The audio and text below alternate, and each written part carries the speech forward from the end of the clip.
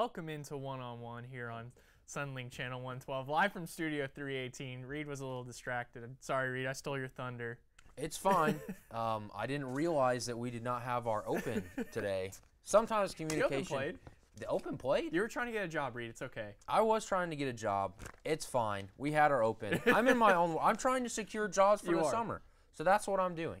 So welcome into One-on-One officially. It's been a long weekend. It has. I've been distraught by the fact that Texas Tech is in the Big 12 or in the national championship game. As you know, I care nothing about conference allegiance. Right.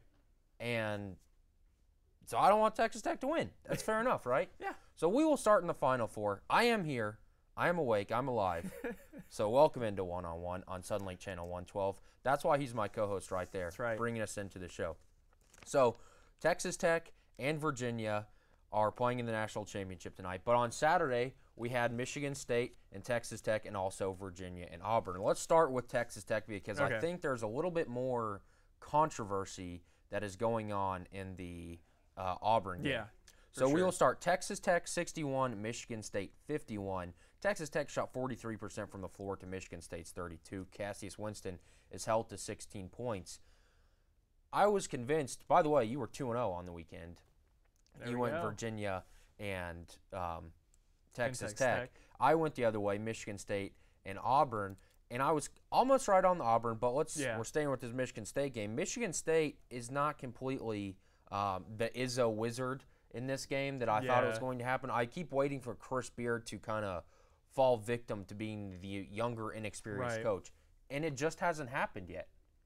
So when is Chris Beard going to fall? Because he's taken down some really good coaches on his way. Yeah. Gets a 10-point victory over Michigan State. What was the key to Texas Tech getting the win in this game? It was their defense for sure. You know, Matt Mooney was probably the story of this game outside of, Jared Culver really struggling up until the end. But their defense is so good, Reed. I think Virginia and Texas Tech are separated by like 0.4 points allowed or something like that. We definitely got the best two defenses in the country playing for the national championship tonight, and it was the Texas Tech defense that held off Michigan State. Michigan State went 29% from the three-point line, 31% from the floor.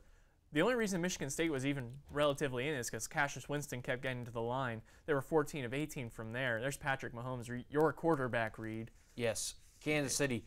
And by the way, all these blog boys in Kansas City keep saying, Kansas City's Texas Tech down. No, it's not. T.O. on that one.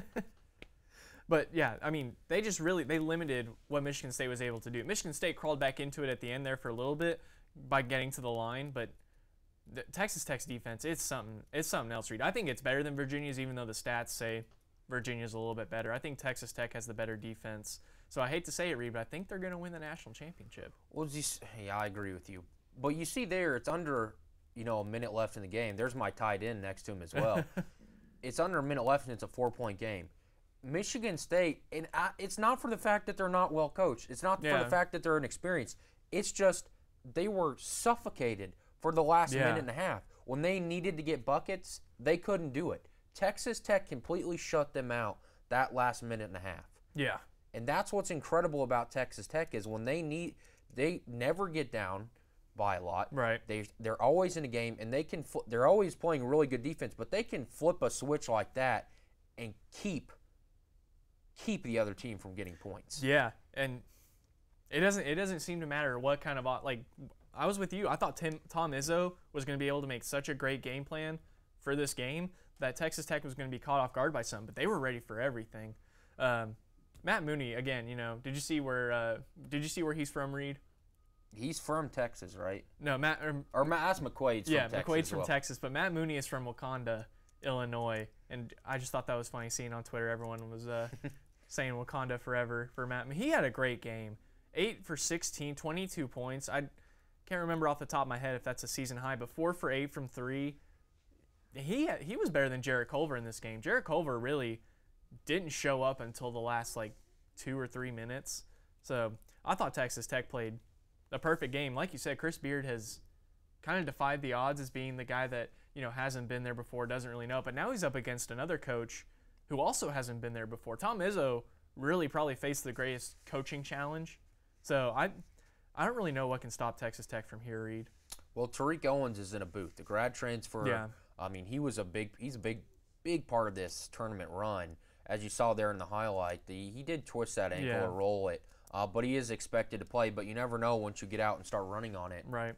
You know, it's only a Saturday to Monday transition to the national championship game, so you never know what kind of effect that's going to have on the game like that. But I don't think Tariq Owens is a big part, but I don't think that ankle is going to keep Texas Tech from being successful in this game.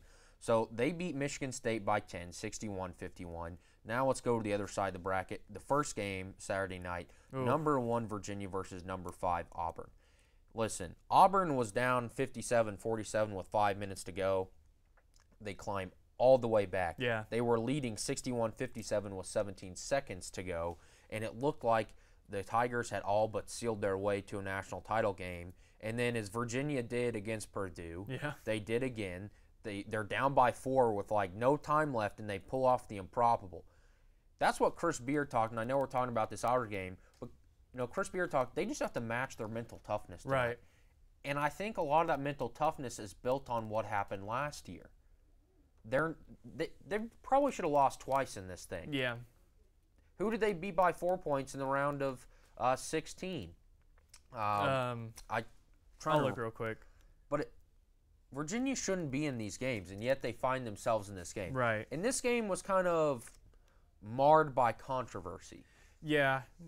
The foul that was on Kyle Guy at the end, that was a foul. I don't think that's where the controversy is. The controversy is in the double dribble. You see it there before Kyle Guy gets that last shot where he's fouled. They inbound the ball, and the guy loses control of the ball, but Auburn doesn't touch it. And then he picks up the ball, which is he's done. He's picked up his dribble, but then he dribbles again. And I don't know if it was just going so fast that the refs didn't catch it. It's unfortunate the refs, miss stuff like that. But I think in moments like that, no one wants to call a double dribble. And I get it. You have to call it. By the way, they beat Oregon in the Sweet 16, 53-49. And then next game, 80-75, and then a 1-point victory over Auburn. Listen, even Bruce Pearl said this morning on ESPN, you just got to get over it. It is what it is. Yeah. But if that's what you're going to stick to, it's fine. Yeah. Because that is a bad missed call. But who wants to be the guy who called a double dribble to send a team to a national championship? I mean, that's just ugh. And maybe they actually missed it. They don't publish the 2-minute report like the NBA does, so we won't get to see them admit they missed this foul call, or this double dribble call, I should say. But yeah, like you said, you don't want to be that guy that sets up one of the teams playing for a national championship because some guy technically double dribbled. And maybe you can say the guy got fouled while he was inbounding the ball, and that's why he lost control of the ball in the first place.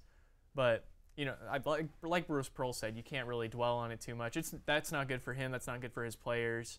It's not good for Auburn fans in general, really, even though the fans will probably dwell on it just about as long as they do. But yeah, it's unfortunate, but that's the human element of sports, Reed. In baseball they were talking about bringing in robot umpires, and I know Jason Clicchio is obviously not a fan of that because he likes the human element of baseball. And you have to have that in every kind of sport, I guess. And, that leads to stuff like this where they miss stuff or they make a bad call. But you got to deal with it. Yeah, I mean, I'm kind of with you. I mean, it's going to be, we could do this show for another 75 years, and this would always be a part of the show. This would always be a part of sports. I mean, sometimes that technology makes sports better because you've seen, especially in the World Series, we can now look at these plays. We can look at outs. Obviously can't do it with balls and strikes, but you can look at a stolen base and things like that, and it's made the game a lot better. But with this, there's no way a computer's going to pick up that double dribble either. It's just not the way the game works. So I didn't like the criticism of the foul call. That was an easy foul call. I don't know why he didn't go straight up with him because he closed in on him. Now it's pretty easy. I get you want to play lockdown defense, but he didn't make the shot anyways. Probably because he got up under him, Reed. That was really close to going in. Kyle Guy, That was a close shot, but 2, to make those 3 free throws, Yeah, that was tough. mental toughness. And that's Absolutely. what Coach Beer talked about. So now, Did you hear his interview post game? guys, Yeah. no. They asked him how he felt when he went to the line. He's like, I could lie and tell you that, I thought I was going to make all 3 of them, but I was super nervous. So, like you said, mental toughness. That's super hard to do. We forgot to play our Kyle Guy game that we came up yeah. this weekend. Kyle, how did you make those 3 free throws? A toaster. A toaster. Toaster. Answer everything from the wedding registry that the NCAA couldn't allow him to have. That's how he should answer every question from now on out. But the NCAA is kind of disputing that, so it'll be interesting to see how that story plays out. So tonight we do have Virginia versus Texas Tech, a Big 12 versus ACC, the number 1 and number 3 defense in the country. Tip-off is at 8:20 on CBS. This is the lowest over-under national championship game in 20 years. The over-under is 118. That is my first question. Are you taking the over or are you taking the under? 118, I think it's going to hit over, but barely. I think both teams get at least close to 60. I think Texas Tech has a decent offensive night tonight. I will just go out and say it. I think they'll hit the over, and I think that Texas Tech wins this game by double digits. Ooh. I think this is a beatdown in the national championship game. Virginia has been hanging on by a thread for 3 games. Yeah. They've had to go to overtime once. Auburn pushed them to the brink. And Auburn didn't have a great shooting night. But they were up by double digits with 5 minutes left, and they allowed a number 5 seed to climb all the way back into the game. Right. They shouldn't have done that. And I don't think Texas Tech is going to have to come back from 10. I think it's Virginia that's going to have to come back by 10. And they can't do that. And they can't do it. Just like you saw with Michigan State with 2 minutes left, they just needed 1 basket, and they couldn't score. They could not do it. And they're a far better offensive team than Virginia. Yeah.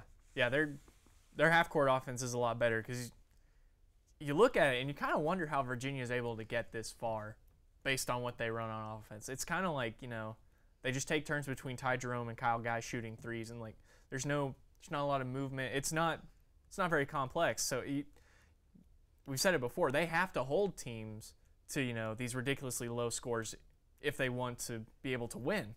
And are they going to be able to do that against Texas Tech? Probably not. I don't think so. I think Jared Culver. I think Matt Mooney. I think they just have guys. They have better players. They have more complete players than Virginia. Virginia has some great players. They wouldn't be in the national championship if they didn't.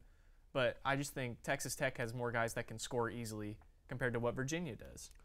Well, Virginia 1-point favorite. The matchup predictor for ESPN's Power Basketball Index gives Virginia a 70% chance to win, 69.8. But I don't know really what all that's based on. But it also gave Texas Tech like a 96% chance to beat Oklahoma State, and Oklahoma State took them to overtime. So obviously this is a different Texas Tech team right now. But Jarrett Culver, almost 19 points per game. He leads the team season-wise in points, rebounds, and assists. Yeah, and probably going to be a lottery pick. He's definitely the best player in the game. Of all the players on both teams, he's the best player. And usually those are the teams that win. I mean, he was the best player on paper. He didn't play the best, but he was the best player in the Michigan State game. He's been the best player in any game in the tournament so far. So, that works in the NBA. I know it doesn't always work like that in college, but so far for Texas Tech, it's been the key. As long as they have the best player, they've been winning. All right, let's do our final scores here, and we can revisit these on Wednesday. Okay. I'm going Texas Tech 72, Virginia 56. Dang. I think Absolute Texas Tech beatdown. totally dominates Virginia tonight. I'll go Texas Tech 66, Virginia 58. So still, I think it's going to be close. The closest we have is 8 points, but you are a lot kinder than I will. So the national championship is on tonight, Virginia versus Texas Tech. The first time they've ever played. Let's see if they can score more than a combined 118 points. There's a guy out there who has $1,500 on Texas Tech. To win it all? To win it all. And he's going to make a lot of money tonight if he wins. So we know he will be wearing red block. So we're going to take a quick break and come back to make a call to the bullpen. There's a ton of baseball news. Jason's happy now because the Yankees don't officially suck. They're still 5-4, but they're not terrible anymore. The Red Sox are, but it doesn't get as bad as Chris Davis, who is 0 for 44. So we're going to take a quick break. The guys from the bullpen and be up after this. One-on-One is brought to you by Tinker Federal Credit Union. Visit facebook.com/TinkerFCU. While you're there for your family, we're there for you. Tinker Federal Credit Union. And OSU Communications. Not sure where to park? OSU Communications has got you covered with parking tips and bus schedule information. We'll be right back.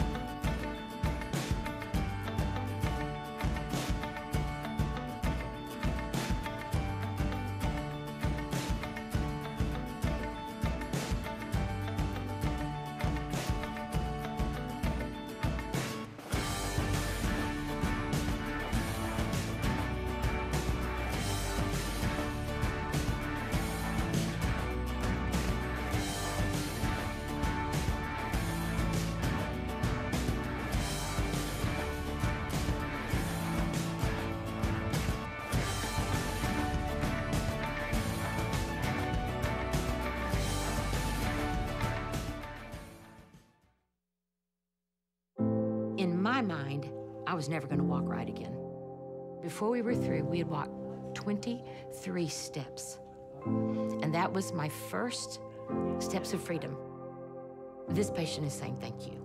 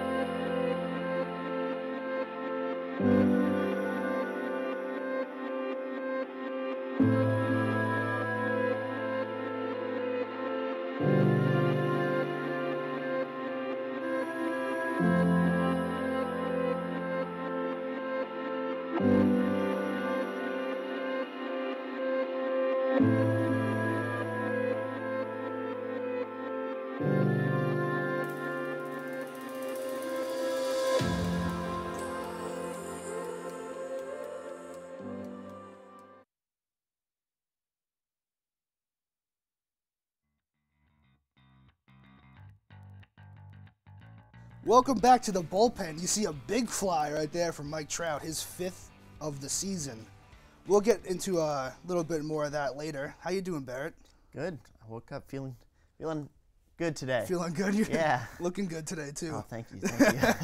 So we're gonna get right into it here. We got some very important things to talk about, like a fight Yeah. happening down with Pirates and the Reds. Derek Dietrich absolutely crushes a home run against Chris Archer, but he takes a little while to admire himself. Yeah, Barrett. he stood there. I counted 11 seconds it took for him to get to first base. There it is right there. He absolutely Goodness. destroys it, yeah, but That I mean, it sends it it's- into the river behind in the Ohio River. It's a little disrespectful. I mean, I can see where Pittsburgh's coming from. I can see why they're mad, and but that fight was Yasiel Puig, man. He went off. Puig decided that he wanted to take on the entire 40-man roster by himself, and I respect him for that. I do too. He stood up for his teammate. It's not like he got hit and he was like he stood up for his teammate and Archer threw a 94, 95 mile an hour fastball behind Dietrich's back. yeah. The home plate umpire issued that warning right there, as you're seeing, and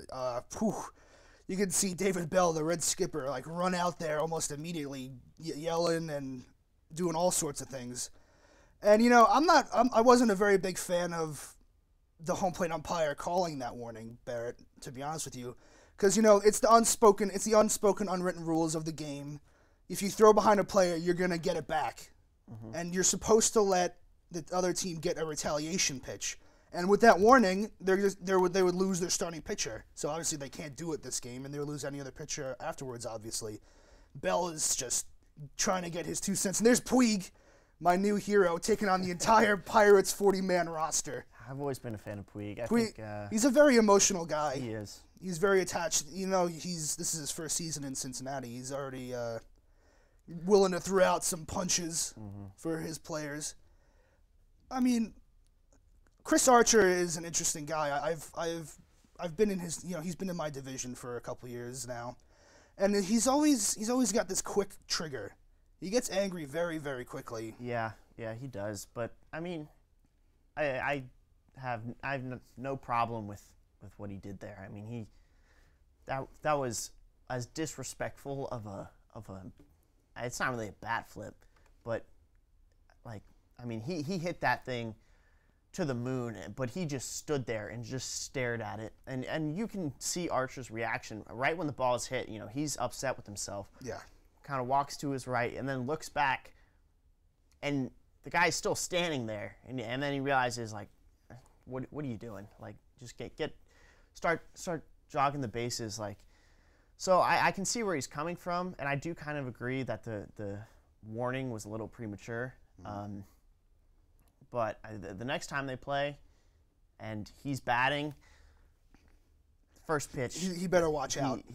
Archer's getting one straight in the hip. Archer seems to forget, that he plays in the National League, and the Reds are also in his division, so they'll be playing another 9 or 12 more times. Yeah. So he better watch his back. The Reds are 1-8, absolutely atrocious. Yeah. But that was a shining spot, in their season with that Derek Dietrich blast. I'm surprised. I mean, I told you, I thought they would be like kind of a 500 type team. At least a little better. I thought they would finish above. I mean, well, you still got a ways to go, but yeah, they've had an awful start. So not a great start. It'll be. We'll see. But I still think they can pull it back. They've got enough pieces. They got another 100+ games. Yeah, to have a decent season. So we're moving on here to Trout, Big Dad. The Rangers might as well call him Daddy Trout, because Trout has hit all 5 of his home runs in the season in the 4-game series they just had against the Texas Rangers. The Rangers pitching continues to show why they're the weakest link. We've seen that against the Cubs. We've seen that against the Astros a little bit, even though they won 2 out of 3.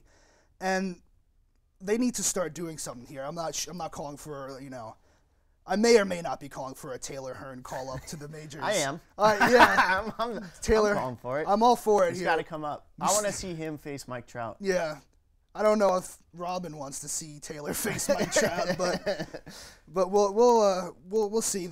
Obviously, all 4 of the Rangers have 4 pitchers. All 4 they have 4 pitchers on the IL. Even though I hate calling it the IL, but they're going to need some help in that position, and maybe Taylor Hearn can be the spotlight in a rather dark position here for the Rangers. What do you see? You see that Trout, obviously, he's continuing to show why he's the best in the majors. Do you think he continues this little hot streak he has going here? That's 4 in a row. I think 5 home run game. When you say continue the hot streak, like I don't think he's gonna hit 5 home runs in his next 4 games. Yeah. But I mean, if next 4 games, I think his average will still be there. I think he'll continue. I think this will be. Like, this is what we expect from Mike Trout. Yeah. I think he'll keep this up throughout the year. Probably won't, keep this home run pace up, obviously. But I think he'll still, if you're going to ask, like, how many home runs he'll hit in the next 4 games, probably say 2, and then, maybe 1 for the next 4. But, I mean, he'll keep up the just the pure ability to, just get hits. His average, I think, will stay up, and I think he deserves MVP pretty much every year. Yeah. And I think he'll end up winning it this year. I think he'll have that type of season, because it's kind of like that effect where once you win it once and continue to dominate, people are like, okay, he's not going to win it because he didn't have an extraordinary year compared to last year, even though every year is extraordinary compared to everyone else. So it's hard for a player like that to get multiple MVPs, but I think him and Yelich will come out with MVPs. All right, that was good. I like that. Trout is a very likable Yeah, he player. really is. There's no one that really I've never heard someone Someone say. that dislikes Trout. Yeah. I think it's also because he's on the Angels. Yeah, and they don't do much. they're Moving back to the AL East, we do that a lot on this show. But with good intentions, and there's a lot of good teams in that. The Red Sox are mad struggling. Excuse my New York term, but they're 3-8. They haven't won a series yet in 2019. Yeah, but they're on a win streak. One game. They won 1-0 against the Diamondbacks last Their night. pitching looked good. Good for once. First time all season. They it's lost looked 2 out of good. 3 against the Diamondbacks, including this walk-off from Saturday night, which obviously I enjoyed very immensely. Yeah. And but they're just not clicking. I believe that they're going to have their ring ceremony either tonight or tomorrow. They better win that game. They better win that. They better. It's going to be a very awkward ring ceremony, obviously, for them. Yeah. Because after all the struggles they've had on the road, they're not going down without a fight. I got to give them that. Yeah. They're scoring. They are scoring runs. Their offense is doing the best it can. And the thing is, if they do get their pitching figured out, they're going to be scary because they're putting up a lot of runs, and with that lineup, obviously. 5 out of the 8 games they lost were decided by 2 runs or fewer. So it's not like they're trying hard to win, but their pitching staff just can't keep up. Obviously. Yeah, I think they'll still make the playoffs. I think they'll still get a wild card spot. I still think they'll win the division. You think? But I very much enjoy watching them lose. So I'll take everything I can get. Staying in the AL East, Yankees. They're back. They're back. They won 4-3. 15-3 yesterday, Barrett. They clobbered them and they swept them. That's what happens when you play the Orioles. That's what happens. That's what's supposed to happen when you play the Orioles. I will humbly take full credit for that sweep. By the way, not even half credit. All of it. The team hit 7 home runs yesterday, Barrett, and strikeouts. No, it was like 4. I think it was 4 or 5 strikeouts. So it was a good day. It wasn't like. It was a good day. It wasn't just all home runs. 5 of those home runs came from 2 players. 2 players. Gary Sanchez, El Rojo. Clint Frazier hit 2 of them. Gleyber Torres 1 and Austin Romine 1.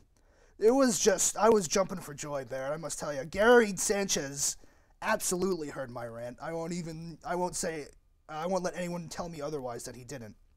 Because he just was lights out. He had 3 of those home runs, obviously. And, even the pitching had a good day. We only gave up 3 runs. Domingo German. I butchered that name so badly. Domingo German, excuse me. Had a great outing. He only had 3 strikeouts, but, he got through 6 innings, got those outs. He's more of a ground ball, pop fly kind of pitcher, but obviously just absolutely greatness. This right here is what I expect of the New York Yankees, and I'm glad that I was able to watch all 3 of these games in their entirety over the weekend. I mean, I think this is what everyone expects from the Yankees. They're an incredible team. Obviously, they're not going to put up 15 runs on every team. I would like that. I know, but it is still the Orioles. Who do they play next? The Orioles? I do not know. No, the Yankees. The Yankees? I'd have to check, but my computer is missing. Yeah, now. I mean, obviously, they've already got 6. They've played the Orioles 6 times. 6 times. 6 times. They've already got 6 games done with them. Done with the Orioles, who were supposed to be one of the worst teams in baseball. Very bad. So, and they're still only 4-3. Yeah. But they do look a lot better, and terrible start, but they'll bounce back.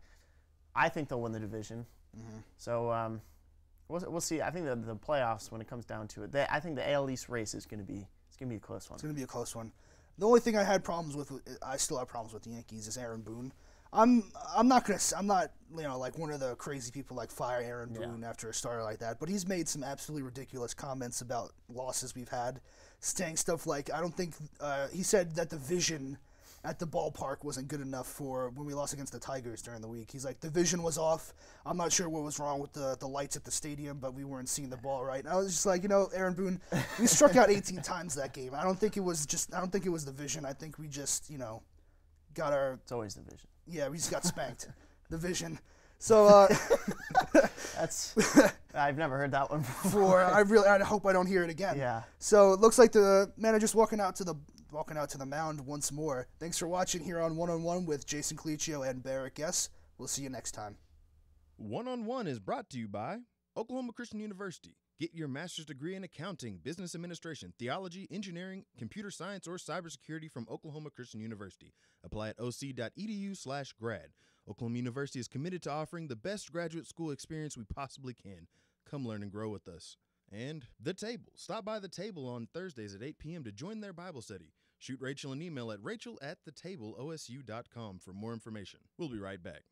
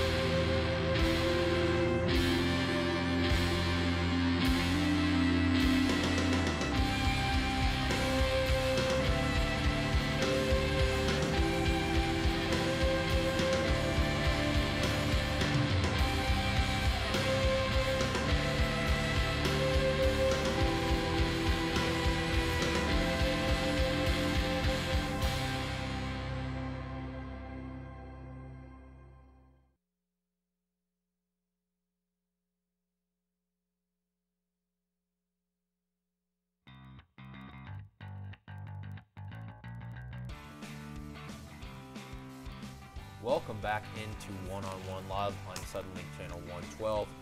We got some NFL and some NBA talk here for you, Logan. Yep. I know D'Angelo Russell's excited to be taking the Nets back. You saw they're going to the playoffs for what people are acting like is a decade, but first time in 4 years. Yeah. It's been a rough 4 years, though. It has been a rough 4 years, but, I mean, the Kings would probably love to have gone 4 years ago. But anyways, we'll get to the NBA and some kind of player disagreements there as well. But we'll start in the NFL. Former teammates Antonio Brown and Juju Smith-Schuster are kind of taking shots at each other. Oh, yeah. After Antonio Brown tweeted emotion, leave it off Twitter, he gets very emotional. Right. So a fan tweeted back to him like a graphic of Juju Smith-Schuster that said 2018 most valuable players for the Steelers. Yeah. Antonio Brown quoted and said, emotion. Boy fumbled the whole postseason in the biggest game of the year. Everyone went blind, too busy making guys famous, not enough reality these days. By the way, check the list. By the way, check your grammar, Antonio. Then Juju Smith went on to say, all I ever did was show that man love and respect from the moment I got to the league. I was genuinely happy for him, too, when he got traded to Oakland with a big contract, and now he takes shots at me on social media. Crazy how big that ego got. Come on, Juju. Check your Twitter, your grammar, too. That to take shots at people who show you love, shake my head. What is wrong with Antonio Brown? I don't know. I thought this was super out of line because, I don't know Juju Smith-Schuster personally.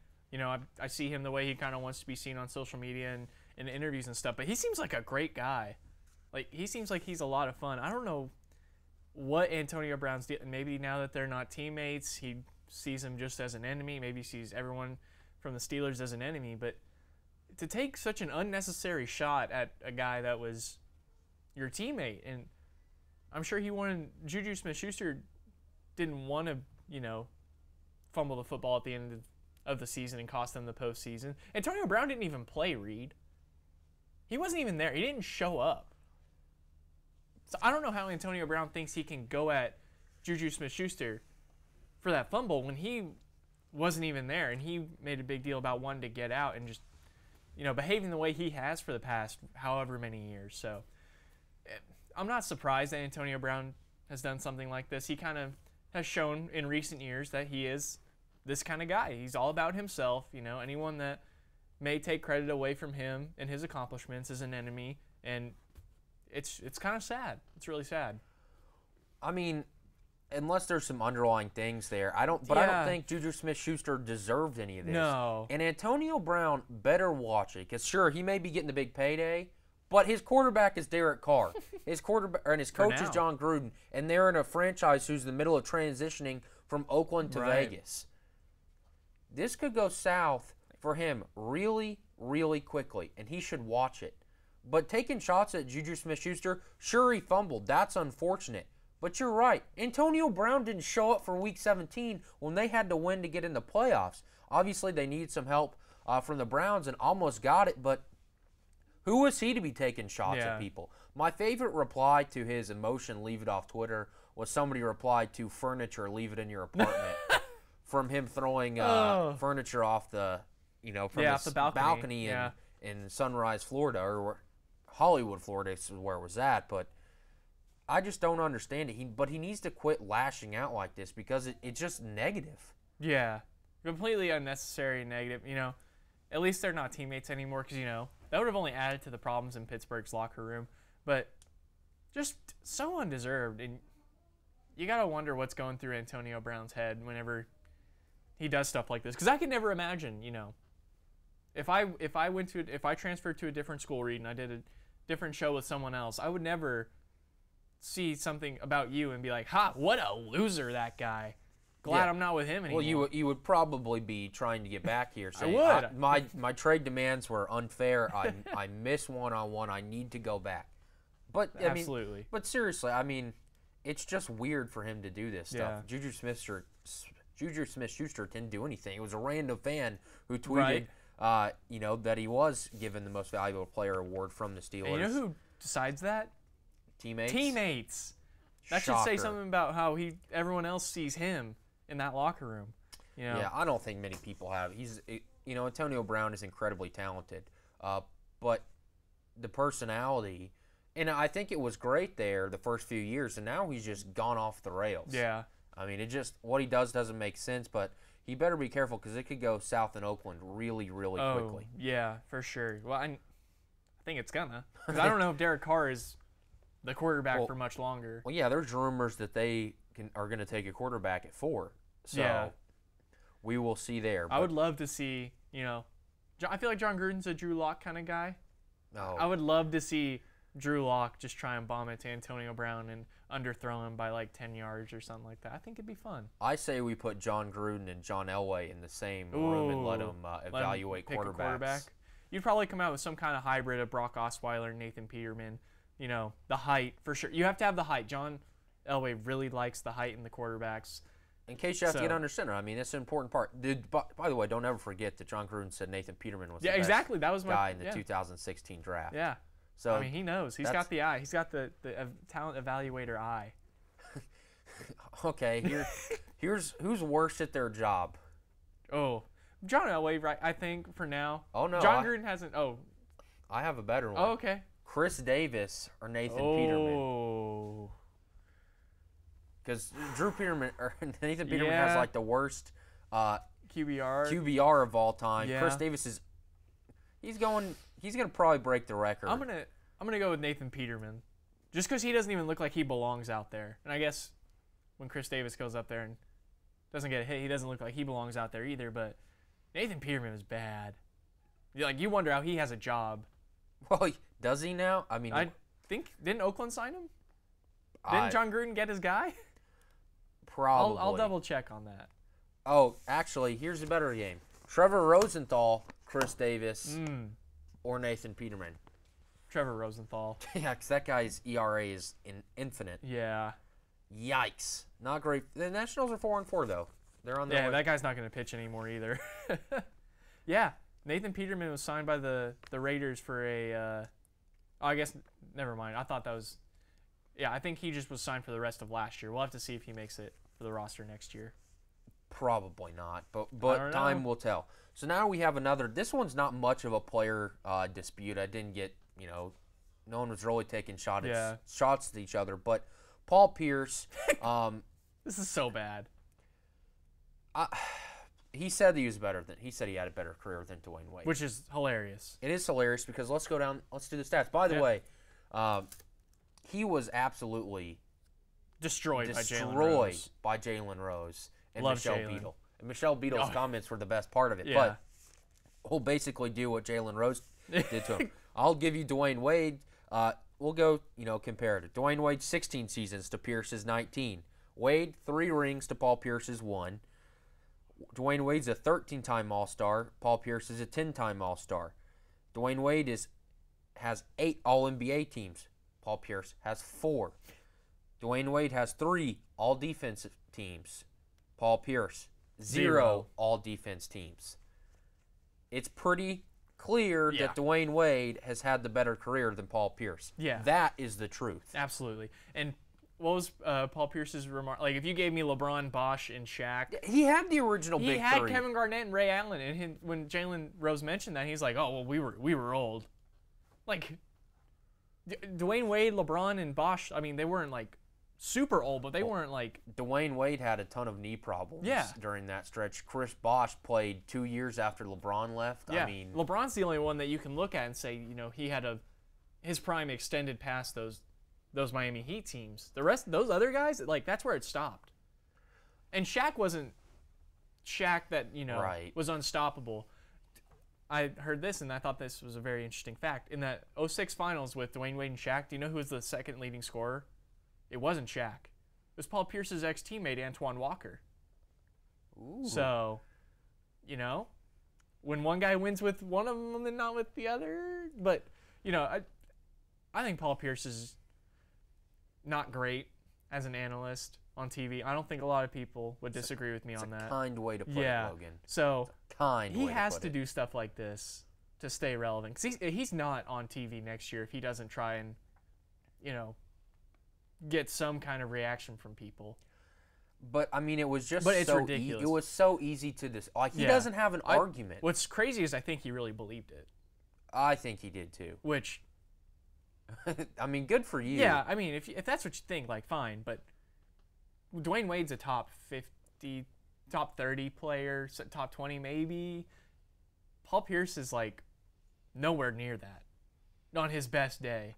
So, And he also took. I mean, I guess you could say he took a shot at Dwayne Wade by saying this. yeah. And you can't do that against a guy who is so beloved like Dwayne Wade at this position. And that's why he was saying it, because Dwayne Wade is getting this farewell tour. Yeah. But that brought up what Draymond Green did Yeah. to him a couple years ago. You're not Kobe. You're not Kobe. They don't love you like that. And it's just why he says stuff like this. I don't really understand. But Dwayne Wade is by far the superior player Yeah. over the course of his career. And he's playing probably the best he's played in 2 or 3 years Yeah. now. So he could probably play a couple more years, but I Yeah. think he's right. He said the other day, this Well, is the time to go. You did say Paul Pierce played 19 seasons, but Paul Pierce had been retired for the last, like, 3 or 4 of those. That's true. Did not play a lot, did not produce a lot. Dwayne Wade's still being productive off the bench and just deciding to end it early. He could get to 19 like Paul, but why? Yeah, the bench was really warm for the Clippers Oh, there yeah. the last couple of I think years. he played like 6 games. So we have a Played 20 in 25. But his last season. yeah. Now that's not a lot. No. Not a lot out of 82. So now we have a Big 12 team in the national championship game tonight. But last night, the Baylor Bears and Kim Mulkey get an 82-81 win over Notre Dame in Yeah. the national championship game. That was Listen, wild. Auburn came all the way back to try and make it close with Virginia. Notre Dame came all the way back, actually got the lead as Yeah. well. But Baylor did enough to win. They lose an All-American with 7 or 8 minutes left, Yeah. and Notre Dame just went on a tear. But it looked like Enrique was going to have that shot Yeah. to win another national championship as a buzzer like she did against Mississippi State last year, but just ran out of time. Wasn't able to get the job done. Yeah. Unfortunately, missed her 2 free throws, or one. She Her missed first one, she tried to miss the second one and made it. Yeah.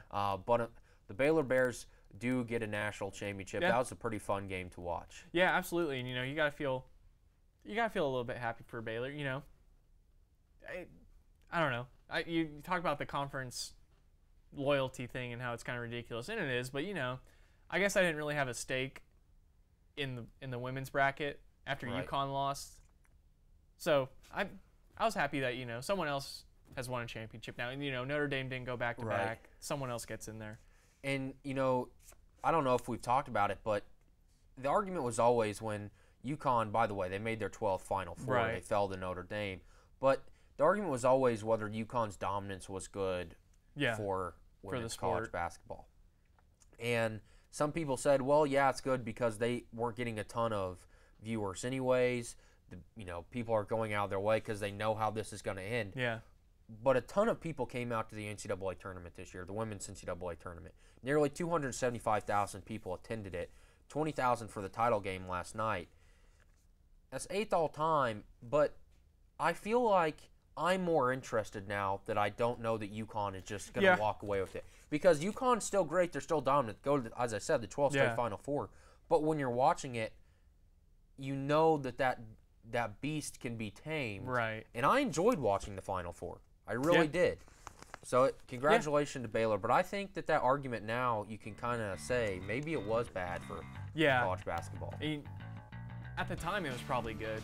I feel like at the time, it gave other programs a vision of what they needed to be successful, you know, because for, you know, at least the last 12 years, they've been the face of college or of women's college basketball.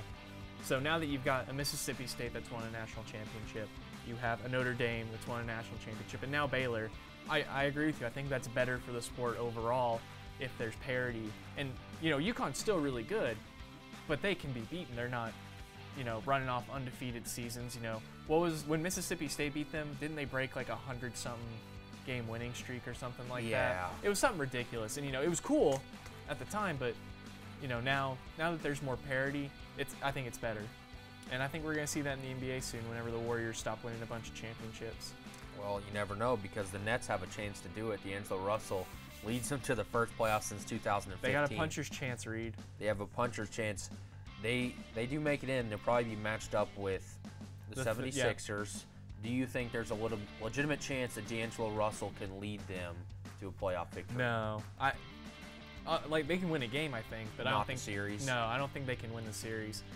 When you just look at the rosters on talent, Philadelphia's obviously much better. D'Angelo Russell's a little too streaky. I think the Nets are a really nice bunch. They've got a young core. They've done a good job rebuilding without any of their draft picks, it seems. But no, I don't give them that much of a chance against Philadelphia. And I'm trying to find real quick what their record was this year against Philadelphia. They split the series 2-2, so it'll be pretty interesting. But no, I think Joel Embiid is going to be too much of a problem. I think Tobias Harris and Jimmy Butler. Ben Simmons is the one I worry about. He can handle it on the defensive side of the floor, but late in the game, I wonder if he's going to be able to, you know, contribute. By the way, the Orlando Magic also Oh my clinched gosh, Reed. a playoff spot. Who's going to get Is that it 8th spot? 1995? What was Darren Ravel, you know, he's always good for random facts. Like there's only 2 players left of that last Magic team that made the playoffs left in the NBA. Dwight Howard and Dwight Howard should JJ get like a Redick on that half team? Yeah, of it because he's in the NBA. But yeah. I'm gonna find who's on that team real quick. who gets his final spot in the East? It's between the Pistons and the Hornets. I think the Heat are basically out of it. The Hornets and Heat are tied right now. Yeah. But then they're both a game and a half game behind, or no, a game. They're a game behind the Pistons. But if I remember correctly, I think the Heat have a couple of tougher opponents. I was looking at this earlier, but I think Detroit's going to make it. You know, I think they would basically have to lose out. Charlotte or Miami would have to win out. So I think Detroit's going to end up in that 8th spot. I think Detroit's going to be tougher for Milwaukee at the end of the year. Like going against Blake Griffin and, you know, and Dwayne Casey. Can't forget, he's a great coach. Andre Drummond, Reggie Jackson's kind of iffy, but I'd rather not see those guys than just Kemba Walker. Yeah, it didn't help that the Heat went on a 4-game losing streak. They Yeah. have the 76ers in Brooklyn for the last 2, so Yeah. it looks like, you know, Detroit will get that last spot. So we're going to take a quick break, come back and talk about everything that happened at Oklahoma State Athletics this weekend. We'll be right back after this. One-on-One is brought to you by Oklahoma Air National Guard. Contact Oklahoma Air National Guard at 800-GO-TO-ANG or visit their website at goang.com/OK for more information about how to get 100% college tuition. And Unitarian Universalist Church. If you're looking for a church home, visit Unitarian Universalist Church of Stillwater, located at 320 South Stallard Street. They offer an alternative spiritual path and welcome all races, religions, and beliefs. They're also LGBTQ friendly. Services every Sunday at 10:30. We'll be right back. Determining your future by selecting a major can be difficult. It's okay to be undecided. Connect with the College of Arts and Sciences, where your options are endless. Where you can uncover your passions and achieve your goals. Express your creativity by exploring a career in the visual and performing arts. Investigate new discoveries to make the world a better place with a career in science. Advance knowledge, communicate progress, and contribute to a healthier planet with a career rooted in the social sciences. Discover your career by looking at the world from different perspectives through the humanities. Realize a better tomorrow through problem solving and mining data that can change lives. CAS prepares you to succeed through internships, study abroad, student-guided research projects, and service activities. With 109 majors, 52 minors, and 24 departments, the only thing missing is you. College of Arts and Sciences. Connect. Achieve. Succeed. When you have a team of physicians and nurses that really truly care about their patients, that translates into patient care. It's a small practice, it's a small town. Everybody really takes that time to put the patient first. Everybody cares what's happening to me and that I'm making progress and I'm gaining my freedom back and my mobility back. This patient is saying thank you.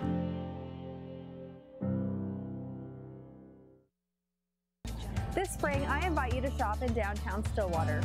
Downtown Stillwater is home to locally owned shops, boutiques, eateries, and dependable professionals that you can trust.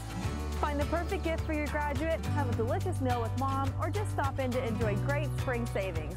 By creating a demand for local goods and services, you can ensure a place for the local businesses that help give our community character and keep it unique.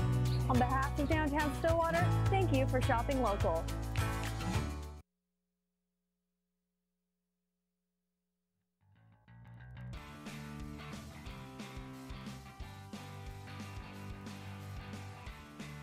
Welcome back to One on One on Suddenlink Channel 112. Cowboys did not have a great weekend. They dropped their first Big 12 series of the season to West Virginia.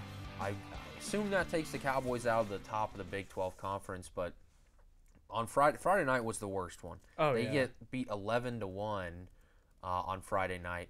They do get a comeback win 9-5 on Saturday, and it was close for the most part on Sunday against West Virginia, but eventually fall 4-2. So they lose the series 2-1.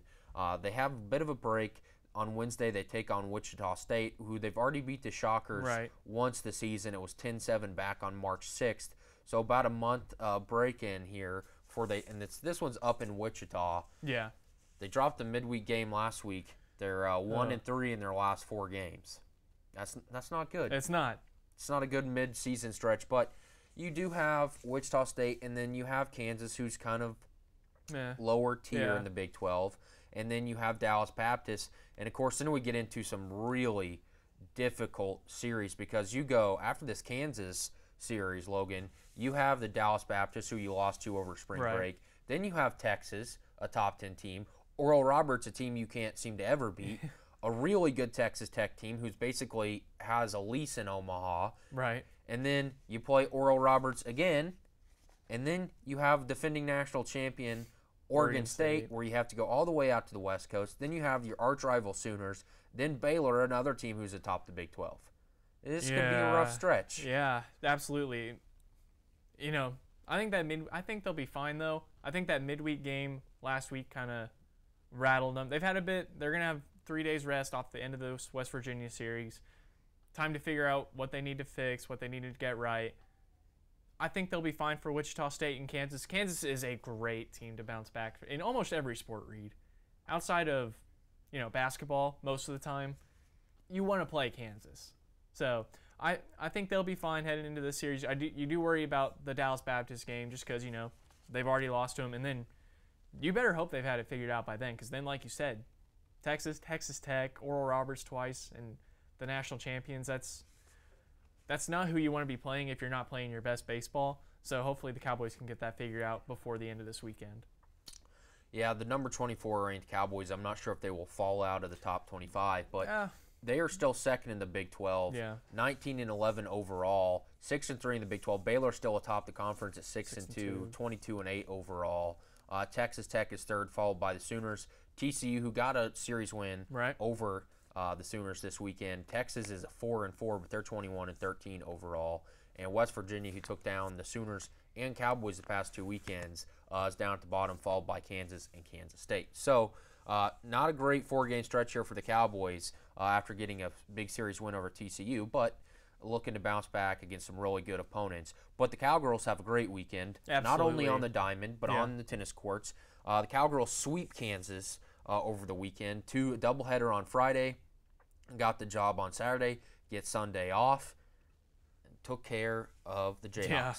So that they didn't run rule them like you wanted them to, Reed. They didn't run rule them. I was following along on Twitter, really hoping so I could get on here and brag about what I said, but that just wasn't the case. I was wrong on the NCAA tournament, and I was wrong on this. They still outscored them 20-4.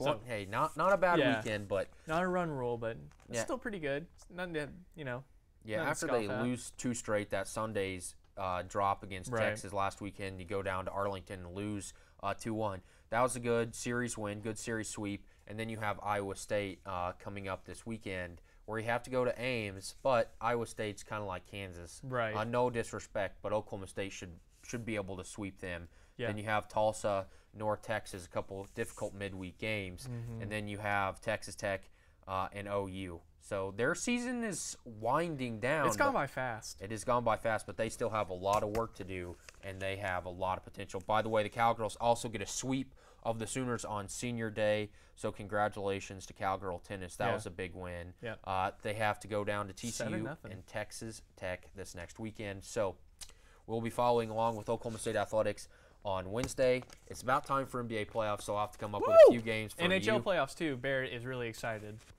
We might have to have Barrett come on and talk about hockey. If he can bring a punch bowl, well, we'll have him on. Sit here and have some punch and talk about NHL. So we are going to take a 47-hour break. We will be back on Wednesday. Thank you for watching One-on-One. We'll see you then.